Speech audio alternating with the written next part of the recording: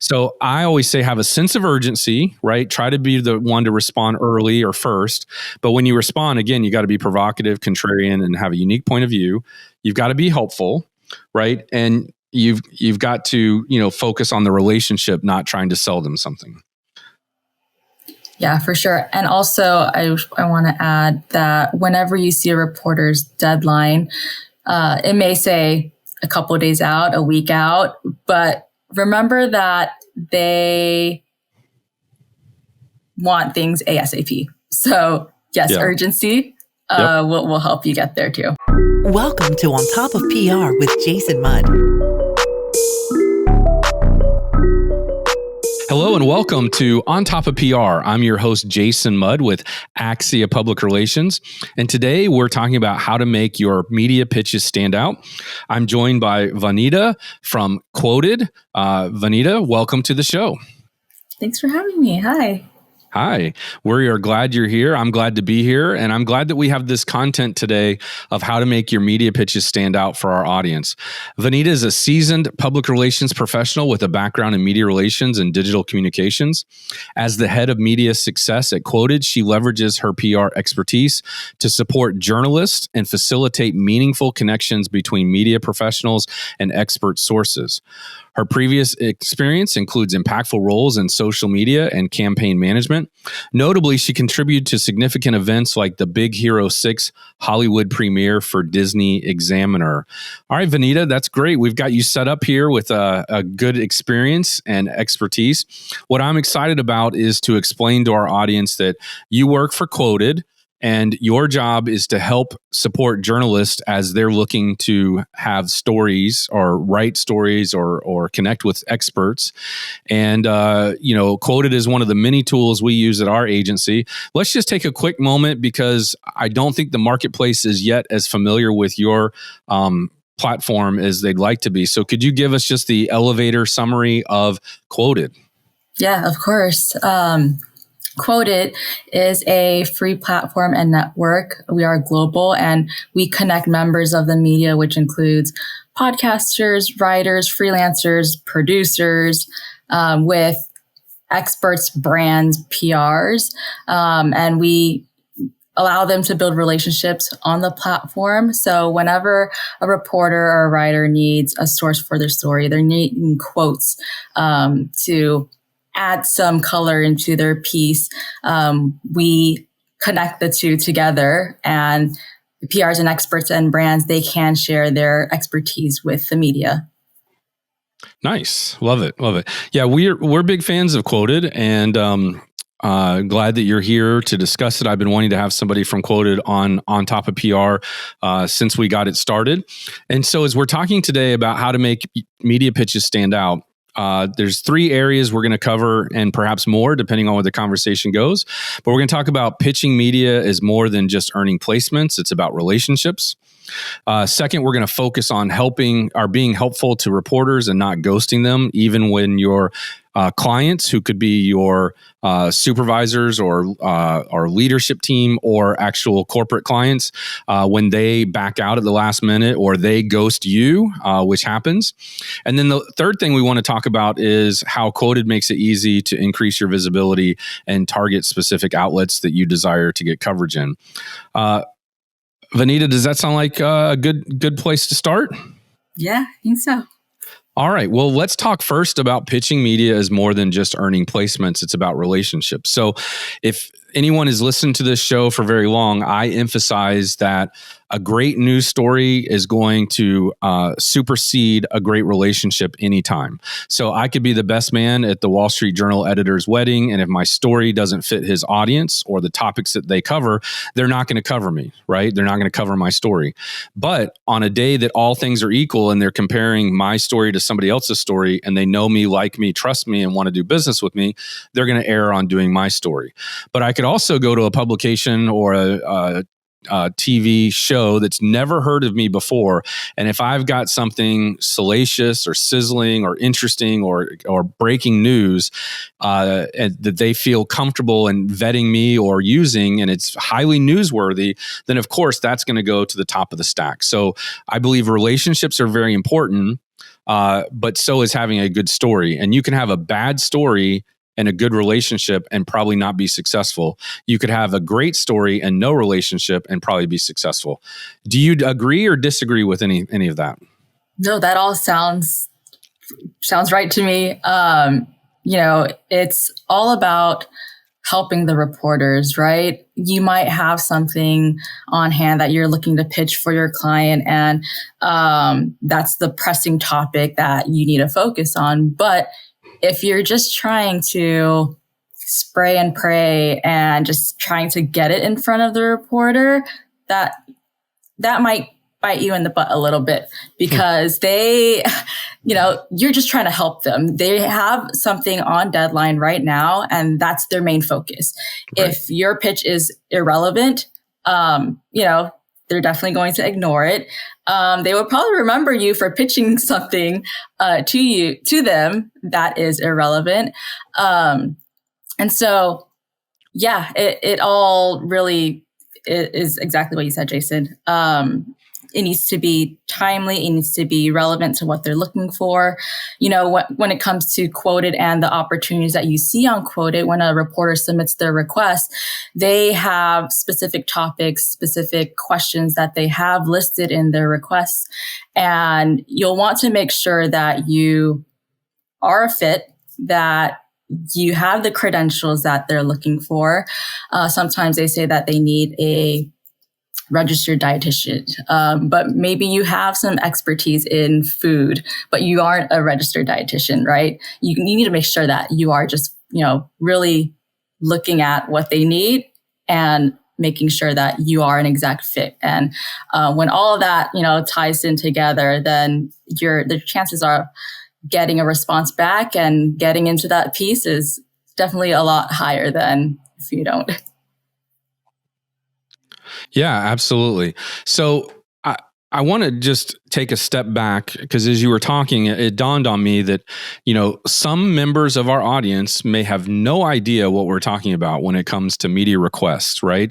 So I'm going to explain it briefly, and then I'd like you to add on or plus anything I said to add more value. So there are services like Qwoted that are in the marketplace that help connect journalists with experts. We talked about that briefly a little bit. But the idea is that journalists are posting to Qwoted or notifying Qwoted saying, hey, I've got this opportunity, or I've got this story I'm working on. Here's my deadline. Here's what I'm looking for. Here's some questions that I have. And I want to hear from sources in the marketplace. And then to that end, Qwoted's a platform. PR professionals, PR agencies like us subscribe to that service, and we select the topics that we have expertise in, or clients that have expertise in. And so for our audience, you might work at a family entertainment center. You might work at a company that offers franchise opportunities. You might work at a home services company. And so you would opt in to getting notifications for those topics that you feel comfortable, and your executives and thought leaders and subject matter experts in your inside your organization feel comfortable talking about. Or your PR firm should be doing that for you. And then when these opportunities come, and they come in all day long, depending on the category you select. And then you view them, and you kind of, you like you said earlier, you kind of decide, do we fit the criteria for this request? And as you mentioned earlier, they may say specifically, must be a what'd you say? Registered dietitian, yeah. Registered dietitian. So if your employer or your client is not a registered dietitian, they better not respond. You better not respond on their behalf. Now, maybe, and I'll look for you to give feedback on this, maybe you respond and say, hey, I don't have a registered dietitian. And you just say that right up front. But if you get in a jam, I can help you with Sally, who is not a registered dietitian, but she believes, and then you kind of passive aggressively or very smoothly respond to the query, but you need to say upfront right away, hey, this is not the person that meets your full criteria. If you get in a jam, we'd be happy to help. What do you think about that approach? Yeah, we see that sometimes happening. And, there are times where reporters are a little bit more lenient with what they're looking for. You can kind of tell in the way that they have written up their requests if they say, I am only looking for XYZ, please do not pitch me Right. about, if you do not have these credentials. But there sometimes is a little bit of wiggle room. But I like what you said, Jason, about saying that up front, because that tells them that you did read their request very closely. You are paying attention to exactly what they're looking for. And in a sense, yes, you are still trying to be helpful. So in that case, I would say that's okay. Just acknowledging that they, you might not fit 100%, but you may have someone still on hand who can give them insight in a different angle. And I would just insert that one of the cool things about your platform is that you can already tell how many people responded.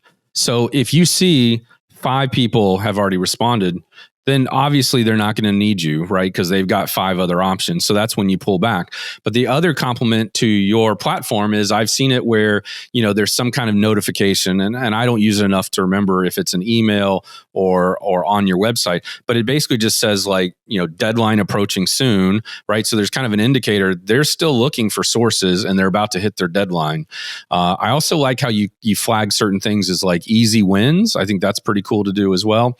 And so, just to be clear, our agency is using Qwoted every day.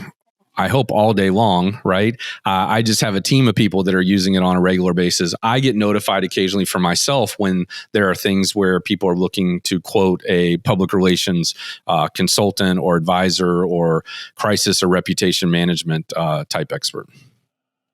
Yeah, for sure. I mean, I would also say too, yeah, we hope that you would be using it all day long, but also we want to make sure that you are getting notified of, exactly what fits your clients too. And the important thing to help do that is to make sure that your profile is all filled out. Whenever a reporter submits a request into the network, based on the description that they've included, what they need, we do use some tech and natural language processing to match you with what the reporter has shared in their request. And that's how you get notified of the opportunity that just came into the network. And that's how we ping you through email saying that your client matches this one and you should pitch them. So one of the ways that you can make sure that you get matched with the right opportunities is to fill out your profile fully. So that means, adding the hashtags and the proper topics that your client can speak on, making sure that you have your client's bio in there, your expert's headshot. There's also a couple other sections within the profile, like adding some examples of where the expert has been in the media. So all of that, you kind of want to take a look at that as your digital media kit in a sense. Right. I like that. Yeah, you want to make it easy for the reporter to just see that whenever you pitch them, they can just click in and read exactly who the expert is. And that will allow them to decide who they're, if they're interested in speaking with you and if they want to interview you. Otherwise, if you pitch them and your profile is empty, they're going to click into it and they have no clue who this person is, right? And so you want to think of it as, making it easier for the reporter, and that will increase the likelihood and the chance of, getting a response back as well from the reporter. Yeah, I also think it's a credibility thing, right? The more complete and comprehensive your profile is, the more they sense they're dealing with a professional, somebody who's been around, someone who knows what they're doing or talking about. Exactly. Yeah. And it cuts out the time for the reporter to have to dig and research, right? If they don't see anything there, they might need to Google a little bit further. Right. Yeah. Well, Vannyda, I think you're going to disagree with me on this probably, but I usually would advise, so to our audience, right? If you're, the CEO of your own company, and it's a company of enough size, you probably don't need to be getting quoted queries sent your direction or quoted requests sent directly to you. Instead, you should really delegate that to your PR firm or, your PR department internally, or your marketing person, maybe even just your assistant if need be, right? But what I want to express is that, this is a tool that requires not only, time and attention, but also requires, at least as a best practice, somebody who knows what they're doing, somebody who has some experience doing it. The example I like to use is like, you don't go buy AutoCAD and ask your receptionist to lay out, your new offices, right? And you don't go buy Photoshop, right? And then hand it to somebody who doesn't know the first thing about computer graphics or even design. There's a training learning curve or whatever it might be. So this is a great tool for people who are equipped to go out and pitch media. But like you just said, you've got to listen carefully to the request, and you have to have the discernment and experience to understand what that journalist is looking for versus just spamming them with something that's not appropriate, right?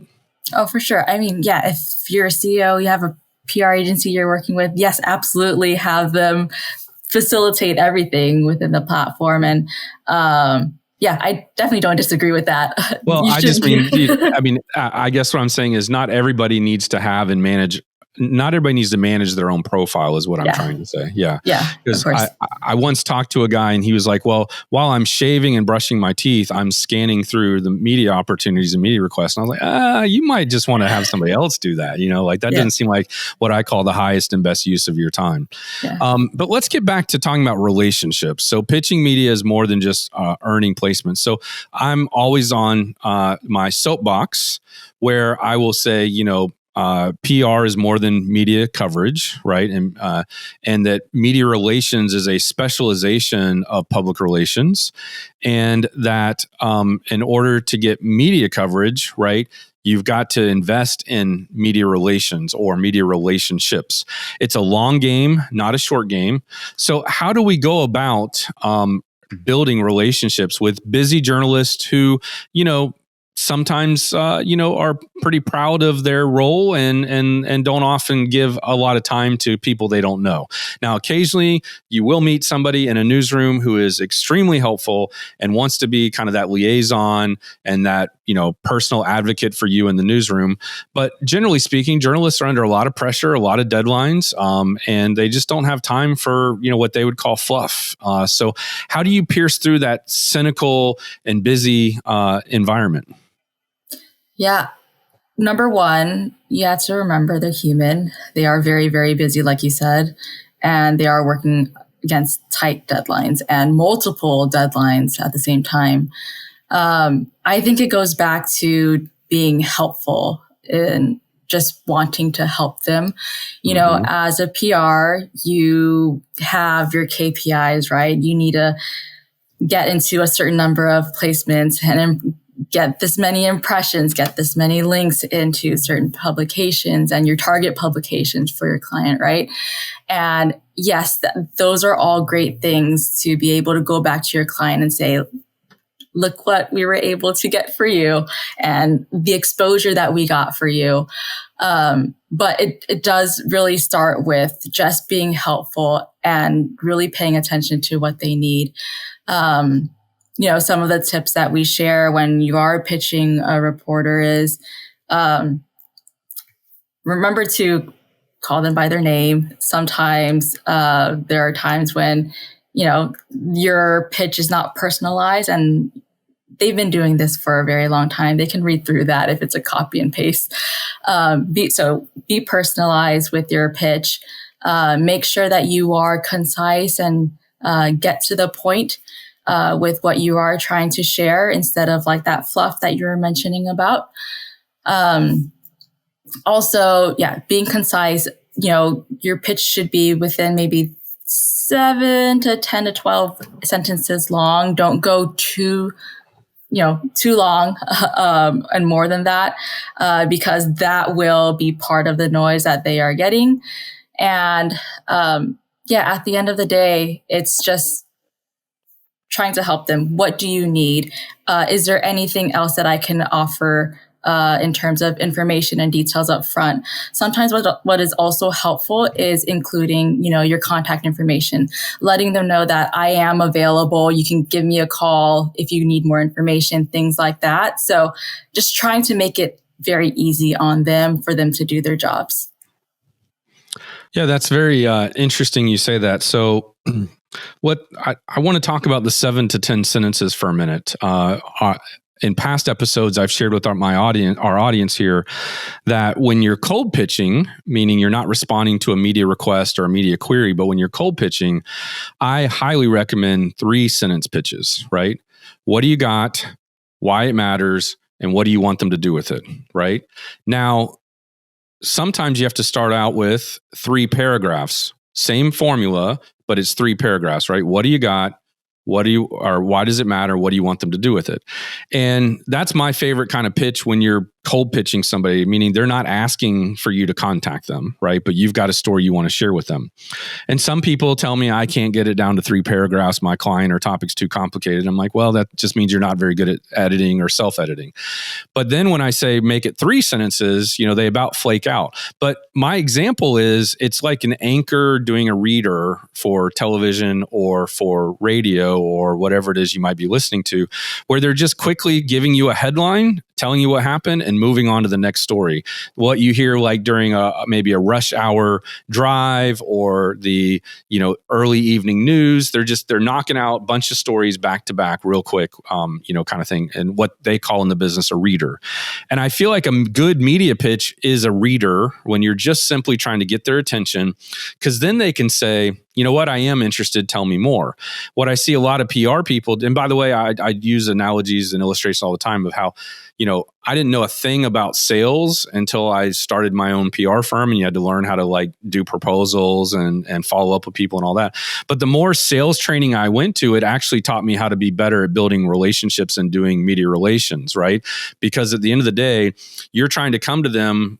A good salesperson is not selling you. A salesperson is informing you and helping you make a decision, right? In media relations, we're helping them find good news stories and be able to take advantage of them. So the worst salespeople, and I posted about this on LinkedIn once, I had a sales guy say, hey, I hear you're interested in our services. Here's our 165-page PDF catalog. Let me know if I can be helpful, right?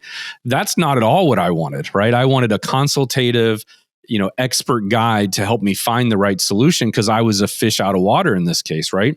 Similarly, I've seen PR people just drop, here's 10 images, our media kit, our bios, our annual report, our company history, and a really, really long media pitch. And I think they think, okay, I just gave them everything they need. Now they can go off and write the story. I'm done. They don't need anything from me. Everybody's happy. And I'm just face palming like, that's the worst thing you could have done just now, right? What could have happened instead is you could have taken an opportunity to build a relationship. A pitch is nothing more than a tease, right? That's my opinion. Now, what I want to circle back to, all that said, I just shared a lot, right? Is you said 7 to 10 sentences, and that gave me pause, because when I have a media query or media request come my way that I feel qualified to respond to, I'm actually trying to answer all of their questions, right? And they're typically asking 3 to 5 questions, and I'm responding in sound bites, or what I would say if I was being interviewed by them. But as I reflect back and I'm willing to be critical and vulnerable with you, I'm certainly responding with more than 7 to 10 sentences, because I'm saying hello, thanking them for the opportunity. I'm then addressing their 3 to 5 questions in paragraph format, sometimes in bullet points that are quotables. Then I'm wrapping up at the end and saying, basically, well, one, I always ask for a backlink. And then I usually do a bullet point or two of here's a suggested backlink and the keyword you could use. And then I also have and this is probably too much now that I say it out loud, but I have a thing where I explain how backlinks are going to benefit their article and outlet, how it's going to benefit their audience, and how it ultimately helps also, my small business. And then I just end saying, hey, if you need anything else, or I can connect you to anybody else in my network, I'd be happy to do that, right? So as I say this out loud, way more than 7 to 10 sentences, but my experience says that my close rate on those interviews is much higher, because the difference between the cold pitch is they don't know me, they haven't asked for anything from me, so I'm just trying to whet their appetite, tease them with something, and wait to hear back if they even want to have a conversation about it. Whereas with a media request like your service provides, you know they want to talk to somebody, you know they're interested. So should I pivot my response? I wouldn't say to pivot. I think it would vary just based on what they're asking for, right? I think this is generally what we see when maybe they don't have the questions listed in their request yet, and they just want to hear from, they want a bio, a summary of who do you have that you're representing that could be a good fit. And then they, will take it off into an interview, a Zoom meeting, whatever it is. And so I wouldn't say to pivot, Jason. I think that's great that, it sounds like your pitch is clean. Bullet points are things that we would also advise to help make your pitch clean. So it just really depends. But I would say just going paragraphs over, like tons of paragraphs, like 3, that's kind of maybe overdoing it. But as long as you are offering up saying, here's my client, here's why I think they are a good fit. If it might be a couple of questions, you can, get some quotes from your client as well. And then I think that's great that you include at the bottom of like, yeah, do you need anything else? And asking for a backlink. Not all reporters will include backlinks, just based on some of the things, I think on the editorial side of it's a policy things. Sometimes that you not do a backlink. Yeah. Right. Mm-hmm. Yeah. But it doesn't hurt to ask. Right. Exactly. But yeah, it all really just varies. But this is just more generally what we have seen in terms of like getting a higher response. This episode is brought to you by Audible. Enjoy 30 days free of Audible Premium Plus by going to ontopofpr.com/audible. You're listening to On Top of PR with your host, Jason Mudd. Jason is a trusted advisor to some of America's most admired and fastest growing brands. He is the managing partner at Axia Public Relations, a PR agency that guides news, social, and web strategies for national companies. And now, back to the show. So a couple things that I'll share with our audience here is, one, I always say when you're in an environment like this, right, it's a competitive environment. And so they're asking for sources and they're looking for the best source they can find.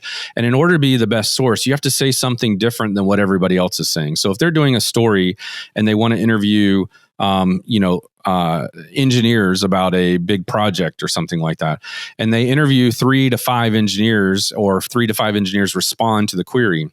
If all 3 to 5 say the exact same thing, they're looking to quote about 3 people. Good journalism, when I went to journalism school, was you always have at least 3 unique sources in a story. And by unique, I mean they're not all from the same company, right? And they all bring different value and experience and insights. But if all 3 to 5 of these engineers said the same exact thing, then it's like a crapshoot or a luck of the draw of which one actually gets quoted. So we advise companies and clients to always try to say something provocative, contrarian, and unique from what they think everybody else in the marketplace is saying. And if you do that and everybody else sounds the same, the odds are in your favor that you're going to actually get quoted in that story, as opposed to, let's say they want 3 sources, 5 people responded. 2 of those people aren't going to make the cut. I'd rather you be one of those people that make the cut because you took a risk and said something a little bit different than everybody else says. Any feedback or corrections on that? No, I mean, reporters are always looking for diverse voices too, right? And so you want to be unique. You want to kind of take your own, have your own take on what you are saying about the topic. You don't want to be a copy and paste of what you're sharing with a lot of other reporters too, because that is also affecting the likelihood of you getting quoted within a piece. So yeah, I totally agree with that.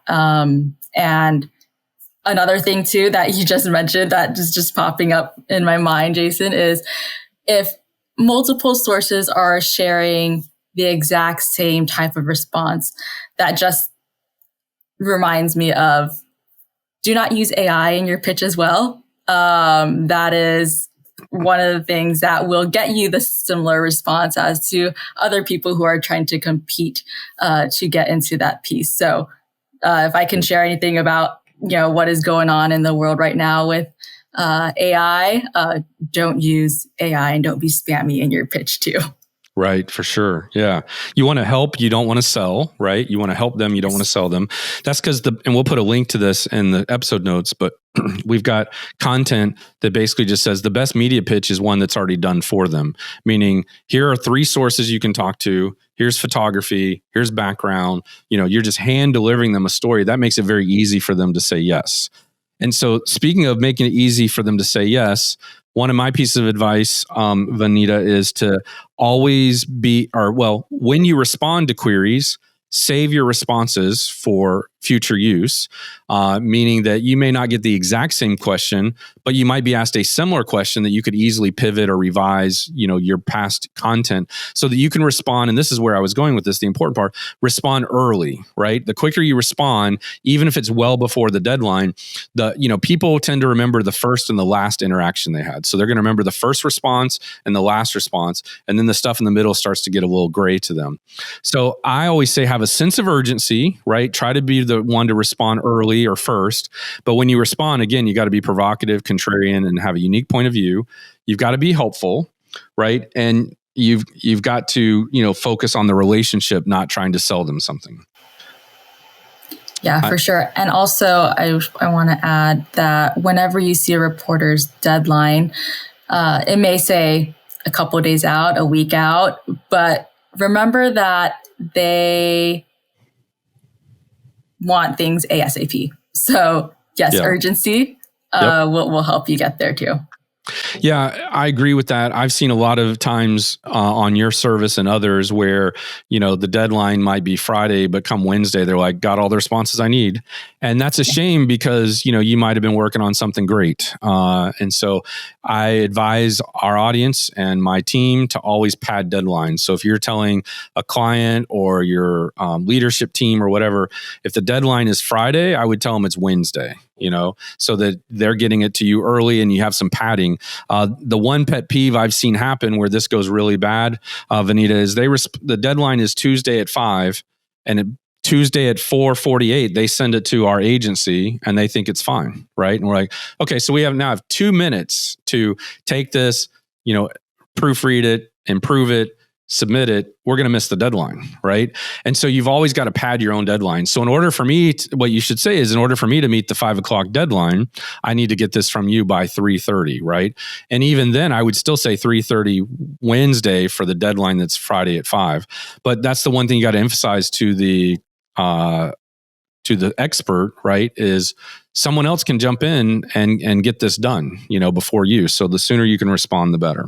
Yeah, for sure. And as I'm working with reporters every day too, I'm asking about wiggle room and giving them padding. So whenever they are sharing requests, they are building that time out too of when they need to secure the source, when they're going to start writing about the piece and things like that. Oh, good. Yeah, good. So you've mentioned a couple of times like not reusing the same pitch, and that makes me want to ask you about a quasi new feature that you guys have called Amplify This Pitch.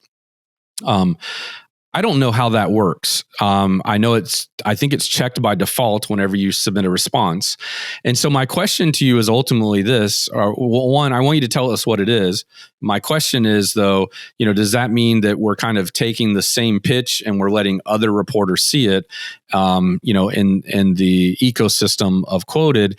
And is that a well-liked feature among your reporters? Because I would imagine if they're thoughtful enough to ask questions, they don't want everybody to see responses. Right. In a sense, yes. So when you are pitching that amplifier pitch button, that will, yes, be fed into a feed for journalists on the platform. And what that does is whenever, let's say they are looking for a specific story idea, they can search for a certain topic and then your pitch is summarized for them to see that you have talked about this topic before. And Nice. if they are interested in, that topic, then they can reach out to you noting like, hi, Jason, I noticed that your client talked about XYZ before. Can you share insights with me about this story that I'm working on that's related to this as well? Nice. Yeah. I'm just looking at my notes here. I want to make sure I said this if I didn't say it already. I think I did, which is I love it and recommend that you save your responses to media requests in some sort of repository so you have easy access to it. And so you're not going to your busy executive to ask them, 3 questions they've already answered before among the 5 that the journalist might have answered. My recommendation as a good PR practitioner and a good advisor to your client is not only bring them the questions that you saw from the Qwoted or other media query, right? But then also suggest answers based on past content that you've compiled from this executive, whether it's from a speech, a meeting, an article they've written, just notes that you've taken from interviewing them internally, other responses they've given to, your service and other ones in the past. Basically, if you're a good PR person, your job is to make everybody else's job easier, right? Make the reporter's job easier, make your expert's job easier, and collect this information. And then when you show your expert, hey, here's the 5 questions they asked, here are 5 answers that I put together based on things you've said in the past or how I think you might answer it. For me as an executive, that's going to take a lot less of my time to either tweak that and put it in my own language or my own style. Or I can start from scratch if I want to, but at least I got a head start and at least I got something to prompt me as opposed to starting from scratch. Yeah, for sure. And we have that option in Qwoted as well where you can save it. So that should be helpful when you are pitching. Mm-hmm. Yeah. And then the other thing I really like about your platform is the ability to have DMs or direct messages with reporters because, there's been several times I've been responding to a query or request from a journalist. I've answered it. They've used that story. And then they come back to me in my messages or my DM and say, hey, I really enjoyed what you had to say about, one of them was, Elon Musk and what his PR people should do or, how Tesla should respond to his, erratic or renegade type behavior. And they said, I'd like to interview you again about this other story that I have. Right. And so that's really helpful because, at the end of the day, your platform is very helpful for journalists, but sometimes I think they might feel like they get overwhelmed with responses. And so they collect, like to your point, they built a relationship through your platform with somebody. And so they come right back to that trusted expert that they know will give a good and timely response that hopefully is provocative, contrarian, unique point of view, right? And that also saves them a lot of time. Do you see a lot of that interaction type happening on the platform? Yeah, we do. And I would say too, you may not get a response from a reporter that you pitched,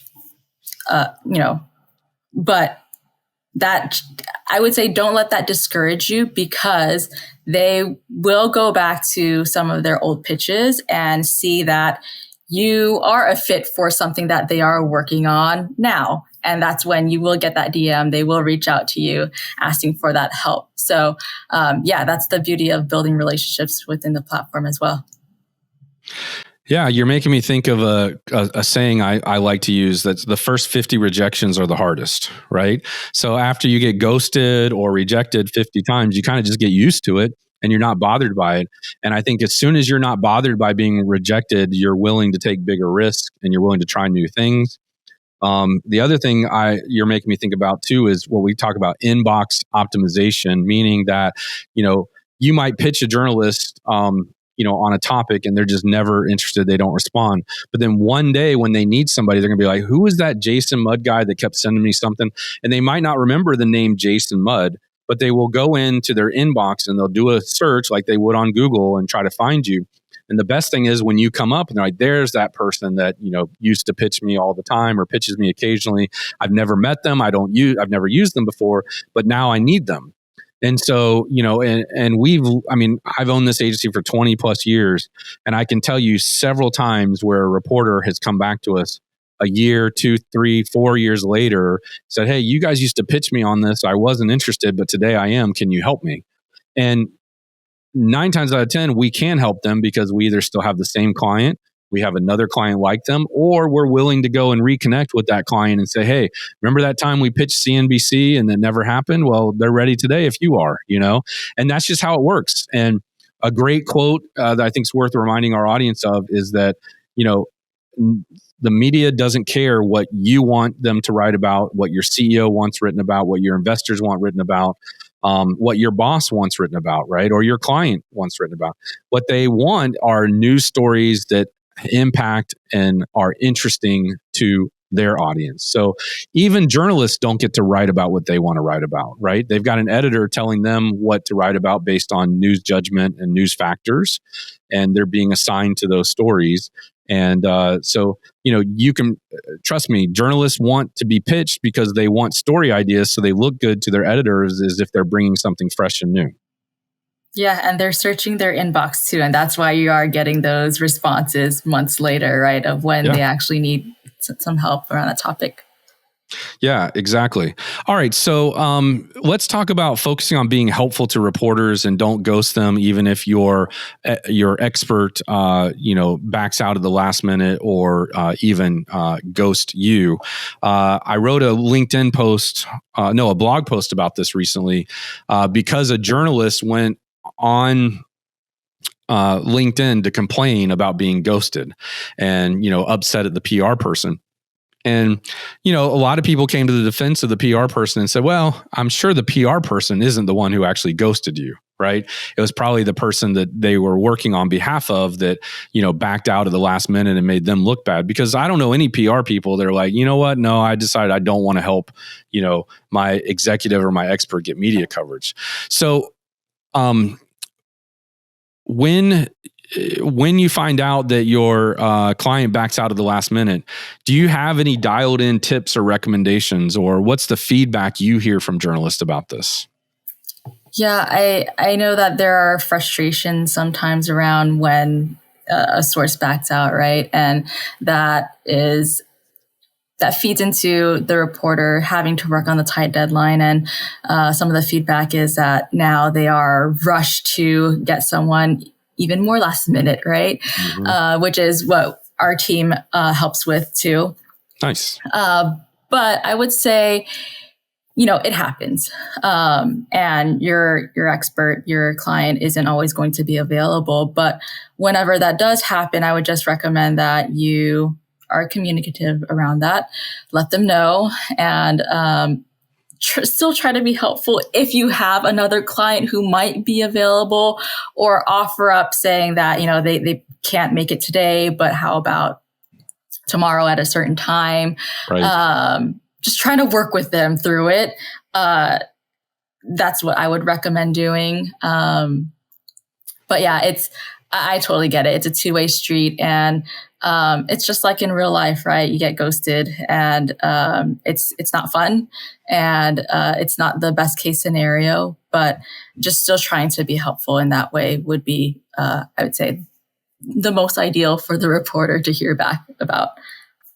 Yeah, we talk internally at our agency, right? If you don't think you're going to be able to make a deadline, you need to start talking about that early and often, right? Don't wait till the day of or the hour before. Start talking about the week of or the week before, right? And just kind of, and then there's time to get help, right? And so in the case with a journalist, if your source is going to be a no-show or starting to be tentative, give the journalist more notice, right? Because that's the best thing you can do than leaving them hanging. Because if they're planning on interviewing your client at 1:30, they probably have to start writing by 3:30 and have something submitted. I'm just going to make up, each outlet is different, but they may have to have something done by 4 or 5.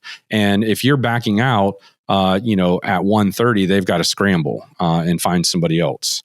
So, we've all been, if you've been in PR for long enough, you've had a source who is backed out or a source that gets cold feet at the last minute. I've had to pull executives into another room and tell them to get their stuff together. This interview's happening. The journalist is here and ready with a camera. You asked for this. You wanted this. Let's do this. And the best thing you can do is prepare them, right? Have set aside a little bit of time to prepare them for each and every media opportunity. So it's not a last minute, oh, I forgot that's today, or I don't want to do that anymore, because it's either anxiety or busyness or just some emergency came up. And when those emergencies come up, that's when you can pivot and say, hey, my source isn't available, but I've reached out to these two people, or I can help you. I'm working to find somebody for you right now, those kind of things. Yeah, exactly. Any other tips on this topic, Vannyda? No, I would just say just being communicative as early as possible. Whenever you are, getting a sense that, you're probably not going to be able to make the deadline for them. Right. Totally agree.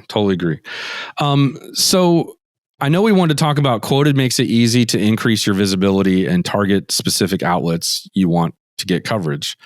I feel like we've done a lot of that throughout this conversation. Is there anything more specific you wanted to insert? No, I don't think so. Building out your profile completely, making sure that you have the right tags so that you get alerted of the right opportunities. I would also say, I guess this isn't exactly related to visibility, but in terms of trying to get to the target publications that you are focusing on, keep an eye on what's coming in, whether that's, having Qwoted open and refreshing the opportunities feed. There are a ton of reporters in here every day who are looking for help with publications like CNBC, BuzzFeed, CNN, Bloomberg, Reuters, Reader's Digest, you name it, all the top tiers. And so I would also suggest, to encourage everyone to take a look around because and explore the platform, because that's how you'll learn it and kind of, understand what reporters are looking for on a day-to-day, and the topics that they're writing about too, because maybe your client is super focused on one topic, but you are noticing that reporters are talking about a different topic in that industry. That helps you get back to your client to be like, I think we should be talking about XYZ right now because this is what a lot of reporters are talking about as well. So, keep an eye out on what you see on Qwoted and build out your profile as much as possible. Yeah. So have a complete profile. Look for trends and news stories that you can either newsjack or tie your expert into, and then just be a good person and building a relationship and always be looking to be helpful. Yeah, love it. All right. Well, hey, Vannyda, we enjoyed you being here. If somebody wants to connect directly with you, they can find you on LinkedIn. And we just appreciate your role in helping to, one, make journalism better because journalists need all the support that we can give them right now. And two, making that experience and those media relationships even stronger by providing a service that makes those important connections. Yeah, absolutely. Yeah. Thank you so much for having me. Yeah, it was a pleasure. I really enjoyed getting to know you better and sharing some of your insights with our audience.